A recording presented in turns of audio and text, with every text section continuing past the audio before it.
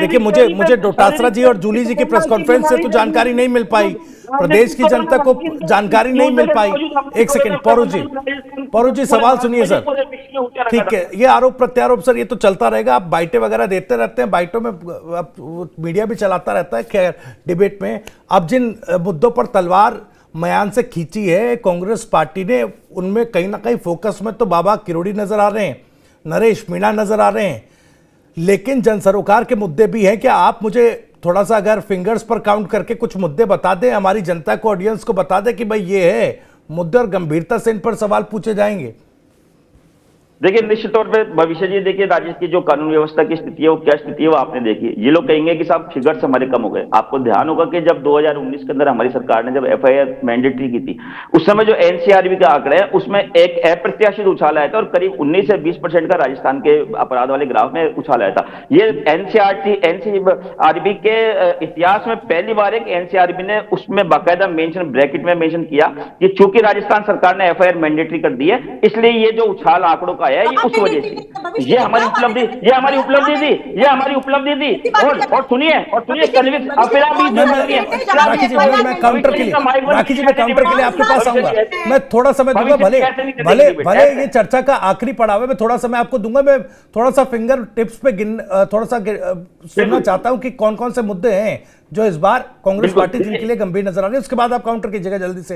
पौरू जी जल्दी से सुनवाइए सर, क्योंकि देखिए मैं यही बात कह रहा हूं आपसे कि इन्होंने एफआईआर दर्ज करवानी करती बंद। इन्होंने राजस्थान की कानून व्यवस्था की क्या हालत है कि राजस्थान देश का ऐसा पहला राज्य वर्तमान के अंदर है कि जहां के मुख्यमंत्री को जान से मारने की धमकी मिलती हो, जहां की सत्ताधारी पार्टी के प्रदेश अध्यक्ष को जान से मारने की धमकी मिलती हो, जहां के महिला एसएचओ को गुंडे रोक लेते हैं रास्ते में, और जब वो महिला एसएचओ उस थाना क्षेत्र के थाना प्रभारी के पास जाकर रिपोर्ट दर्ज कराने के लिए जाती है तो उसको मना कर दिया जाता है एफआईआर के लिए। और ये वो राजस्थान है कि जहां पे अलवर के अंदर जो मुख्यमंत्री जी के गृह जिले के नजदीक है, वहां पे अलकायदा की एक्टिविटीज सेंट्रल एजेंसियां पता कर लेती है, राजस्थान पुलिस को पता नहीं होता। और यहीं पर एक महिला एसपी थी, उसकी जासूसी उसके खुद के विभागीय कर्मचारी करते हैं। ये वो राजस्थान सरकार है, राजस्थान सरकार की कानून व्यवस्था के मामले में ये हालत है। दूसरी बात, मैं कृषि पे बात कहना चाहूंगा। हम किरोड़ी लाल जी को या किसी भी जिम्मेदार कृषि मंत्री को क्यों चाहते हैं उसका मैं आपके सामने उदाहरण पेश करना चाहूंगा। देखिए, कृषि पे भारतीय जनता पार्टी के घोषणा पत्र में दो बड़ी बातें थी। इन्होंने एक तो कहा था कि भाई हमारी सरकार बनती है, हम सबसे पहले तो जो किसानों की जो गेहूं पे एमएसपी उसको बढ़ा के 2700 कर देंगे, जबकि पिछले बजट में हमने देखा कि 2150 रुपए, जो खाली 150 रुपए इन्होंने बढ़ा करके उसको 2150 रुपए कर दी। दूसरी बात, इनके घोषणा पत्र में भविष्य जी आप पढ़िएगा, उसमें लिखी हुई है कि हम आते ही सबसे पहले बाजरे को एमएसपी के दायरे में लेकर के आएंगे। और उसके बाद अभी 2 महीने पहले इस सरकार का ऑफिशियल स्टेटमेंट, किसी नेता का स्टेटमेंट नहीं था, सरकार का ऑफिशियल स्टेटमेंट था कि हम बाजरे को एमएसपी के दायरे में लाने की हमारी सरकार कोई मंशा नहीं रखती। दूसरी बात देखिए, मैं आपसे इस बात को कहना चाहूंगा, ऐसा ही बढ़ती जो एक बहुत बड़ा मामला है कि जिसपे निश्चित तौर पर चर्चा होनी चाहिए कि भारतीय जनता पार्टी ने दोहरा रुख क्यों रखा। यदि भारतीय जनता पार्टी यदि अब सही है तो पहले की कांग्रेस की सरकार से माफी मांगे कि कांग्रेस की सरकार पे इसने जो आरोप लगाए, या फिर अब कार्रवाई करने से पीछे क्यों हट रही है। दूसरी बात, जिलों के मामले में आपसे कहना चाहूंगा कि देखिए इनके क्या मापदंड है, इनकी क्या राजनीति रही, इनकी एक साल की क्या उपलब्धि रही। इनकी एक साल की उपलब्धि यह रही कि कांग्रेस ने जो काम किए उनको सबको आते ही बंद कर दो। चाहे महात्मा गांधी विद्यालय हो, उन्होंने आते ही इन्होंने सबसे पहले उसमें तलवार लटकाई पिछले साल, और इस साल जो है उसको बंद करने की इन्होंने घोषणा कर दी। उसके बाद में आप देखिए कि इन्होंने जो है 5000 जो आपकी बारी बोलिएगा ना, आपकी बारी जल्दी से खत्म कीजिए सर, जल्दी से खत्म कीजिए, समय समाप्त हो रहा है, मुझे काउंटर भी लेना है।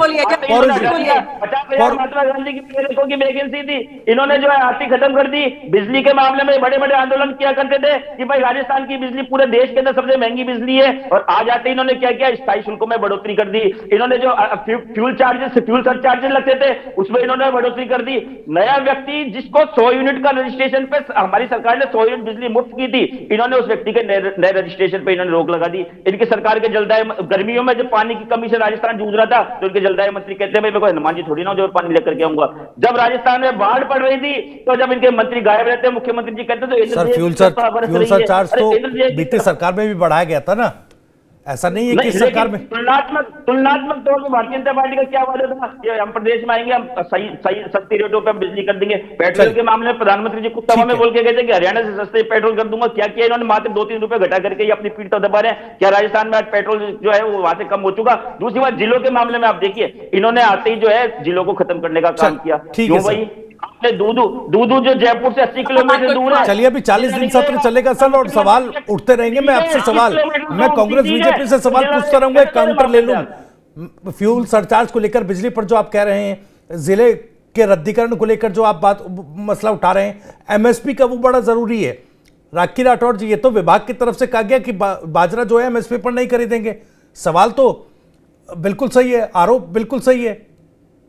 जल्दी से 30 सेकंड है मैडम। निवेदन करूंगी पौरुष जी से कि विधानसभा के अंदर जो हमारी रिपोर्ट आई थी ललित के पवार जी की, उसके आधार पर जिले जो है वो खत्म किए गए। इन्होंने क्या किया था, राम पाया समिति बनाई, लेकिन उस समिति की रिपोर्ट आने से पहले ही सारे जिले डिक्लेयर करते हैं, यानी कोई कनेक्शन नहीं है। दोनों रिपोर्टों को अगर कंपेयर करेंगे तो मालूम चलेगा कि जिलों के लिए जो क्राइटेरिया हो सकता है, फाइनेंशियल क्राइटेरिया, भौतिक हो या आपको पॉपुलेशन के हिसाब से, कोई भी क्राइटेरिया को वो फॉलो नहीं कर रहा था, और इसीलिए जो है जिले जो है हम लोगों ने कम किए। दूसरी बात, इन्होंने एनसीआरबी की बात करी। आपको भविष्य जी वो स्टेटमेंट याद है आपको शांति धारीवाल जी का विधानसभा में, कि हाँ राजस्थान रेप में नंबर 1 है क्योंकि राजस्थान मर्दों का प्रदेश है। इस तरह की भाषा का इस्तेमाल करने वाली अगर सरकार होगी तो निश्चित तौर पे महिलाएं वहां असुरक्षित होगी। और मुझे खुशी है ये कहते हुए कि 60% क्राइम को कंट्रोल करने का काम हमने किया है। आपके वक्त लगातार 4 साल महिला अपराध में लगातार जो है वो हमारी राजस्थान सबसे नंबर 1 पे रहा था। जहां तक आपने एमएसपी की बात की, देखिए बाजरे की एमएसपी के लिए जो क्रिएट करना है वहां से ग्राउंड लेवल से जो डिमांड आनी चाहिए, वो प्रॉब्लम अभी भी बरकरार है, और उसी को खत्म करके, और मैं इस बात का विश्वास दिलाती हूँ कि आगे चल के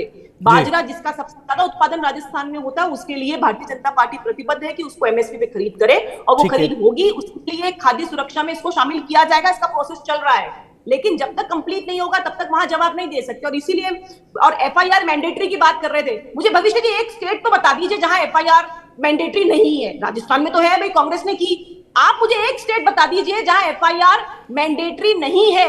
क्या हमारा कानून एफआईआर दर्ज करना मैंडेटरी नहीं होता? आप इस तरह के एक्सक्यूज देकर के अगर कहते हैं कि आपकी कार्यकाल में क्राइम बढ़ा है, ये एक्सक्यूज ही अपराधियों का हौसला बुलंद करते हैं, और इसीलिए आपके कार्यकाल के अंदर प्रॉब्लम। चलिए मैडम, समय समाप्त हो रहा, 30 second closing remark Anand Sharma ji आपका ले रहा हूं मैं। भाई लग रहा है इस बार क्या अब जिस तरह का रुख कांग्रेस का बतौर विपक्ष देख रहे हैं, सार्थक ये जो 40 दिन का सदन चल रहा है, 40 दिन की बैठकें होनी है इस बजट सत्र में, क्या सार्थकता जन सरोकार के लिए वो नजर आएगी क्या? दोनों प्रवक्ताओं को आपने सुना, 30 सेकंड सर जल्दी से खत्म कीजिए। हाँ, एक छोटा सा बात मैं कहूंगा कि कांग्रेस के जो प्रवक्ता महोदय हैं उन्होंने बहुत अच्छी बातें कही, एमएसपी का मुद्दा उठाया, लॉ एंड ऑर्डर का मुद्दा उठाया, पर मैं एक छोटा सा निवेदन ये करता हूं कि ये बात हमको कहने की बजाय अपने अध्यक्ष को कहें कि वो कहे ना, वो उठाएं इस चीज को। मना कौन कर रहा है? मुझे तो ऐसा लग रहा है कि अध्यक्ष इनको, कांग्रेस पार्टी का अध्यक्ष इनको होना चाहिए जी।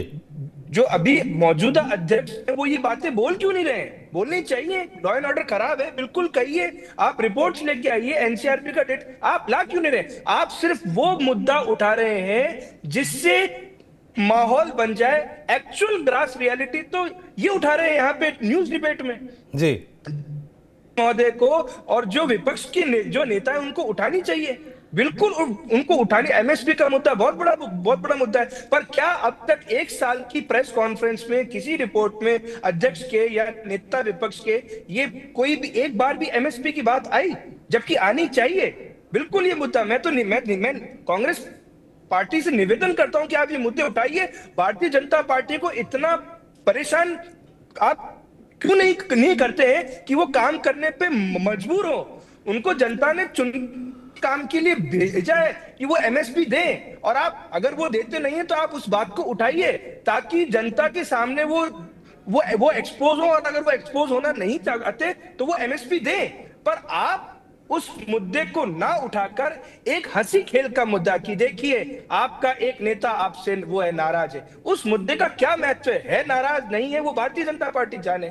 आपका मुद्दा एमएसपी का है, लॉ एंड ऑर्डर का है, वो उठाइए। मेरा तो ये छोटा निवेदन। बहुत बहुत शुक्रिया आनंद शर्मा जी, पौरुष भारद्वाज जी और राखी राठौड़ जी इस चर्चा में जुड़ने के लिए। तो फिलहाल आज से विधानसभा के बजट सत्र की शुरुआत हो गई है, और अब देखना होगा कि किस तरीके से कांग्रेस बतौर विपक्ष सरकार को घेरने का काम करेगी, या फिर माफ कीजिएगा, उन मुद्दों पर राजनीति करेगी जिससे महज राजनीति में माहौल बनाया जा सके। नजरें बनी रहेगी, तमाम अपडेट्स सबसे पहले आप तक पहुंचाते रहेंगे, और राजस्थान से जुड़ी तमाम खबरों को सबसे पहले जानने के लिए सब्सक्राइब जरूर कर लीजिए।